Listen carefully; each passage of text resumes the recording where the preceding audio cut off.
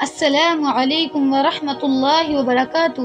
حضور اقدس صلی اللہ علیہ وسلم کا ارشاد ہے کہ جو شخص سبحان اللہ الحمدللہ لا الہ الا اللہ اللہ اکبر پڑھے، ہر حرف کے بدلے میں 10 نیکیاں ملے گی، اور جو شخص کسی جھگڑے میں ناحق کی حمایت کرتا ہے وہ اللہ کے غصے میں رہتا ہے جب تک کہ اس سے توبہ نہ کرے، اور جو اللہ کی سزا کسی